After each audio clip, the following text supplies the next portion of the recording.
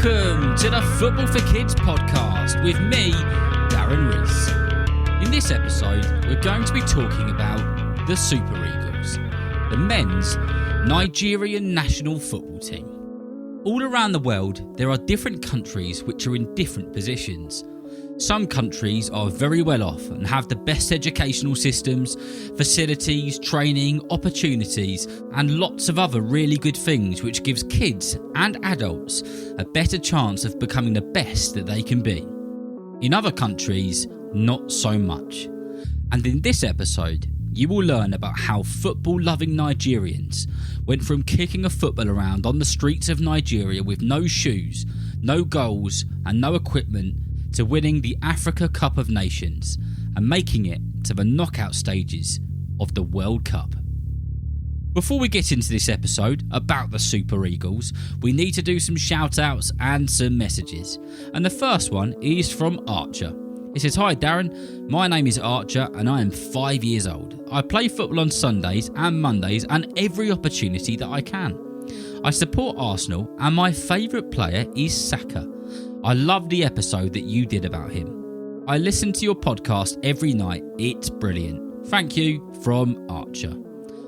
Well, thank you very much, Archer. It's great to know that you're enjoying the podcast and that you really like the episode about Saka. I hope that you really enjoy this episode as well.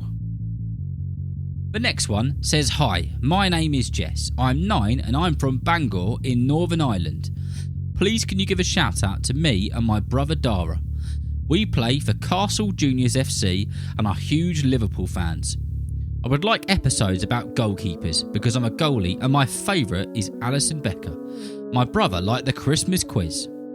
Well, thank you very much for your message, Jess. I really appreciate you listening to the podcast, and a big shout out to Castle Juniors FC. And also, I've added to my list, do some more episodes about goalkeepers. Hopefully you enjoyed the last episode, which was about Thibaut Courtois, and if you haven't listened to that yet, it's available for you to listen to now. And the last one is a big shout out to Jack Stewart, who loves listening to the podcast and would love to know more about the Liverpool squad, in particular Nunes. Well, Jack, I've stuck Nunes onto the list of episodes that I need to write. Thank you for being a listener, and I hope that you really enjoy this episode.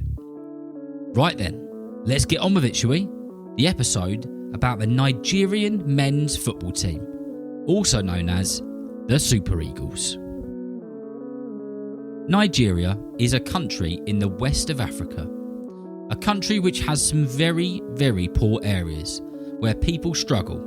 However, Nigeria has loved its football for nearly 100 years. And in 1949, some members of the Nigerian football team came over to Britain and played football matches against the likes of Bromley, Bishop Auckland and South Liverpool. In 1963, Nigeria played in their first proper tournament, a tournament called AFCON, the African Cup of Nations. It's a tournament where the different countries around the continent of Africa play each other. Egypt are the most successful with 7 titles, and Senegal are the most recent winners. Cameroon have always been good in that tournament and they've won it 5 times. In 1963, Nigeria were in a group with Egypt and Sudan. They didn't make it to the next stage as they lost both of their games. However, football became more and more popular as the years went by, and children would be on the streets more and more playing football with old tin cans, bottles and anything they can make a football out of. In Nigeria, due to how little money some people have, the children and adults play football on the concrete with no shoes. Nothing stops them. They love the game and they'll do anything to play.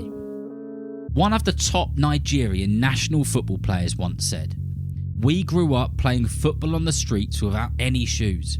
Imagine how good we became when we were on a football pitch with proper football boots." And in 1980, Nigeria got the opportunity to host AFCON, the African Cup of Nations. Nigeria went the entire tournament without losing a game and ended up winning the whole thing. After that though, Nigeria didn't win the AFCON tournament for 10 years and they still hadn't qualified for the World Cup. But in 1989, things started to move in the right direction as they got a new football coach, a new head coach from the Netherlands, and in the Netherlands, they really know their football. A man called Clemens Westerhof. Clemens knew that if he was going to change the team, he would need to improve the facilities and the way of life for the Nigerian team. The Nigerian Football Federation didn't have any money, so he went straight to the top, to the people who were running the country. Westerhof then travelled all around the country of Nigeria, watching all sorts of different football matches. He was on the hunt for the biggest and the best talent the country had to offer. One of the players that he found and wanted to play for the Nigerian national side was a player called Daniel Amokachi. Amokachi ended up playing for the likes of Everton and was a very, very good player. Not only was he scouting around the country for the best Nigerian football players, but he was also scouting around Europe for Nigerian players who could be brought back to play for the national side.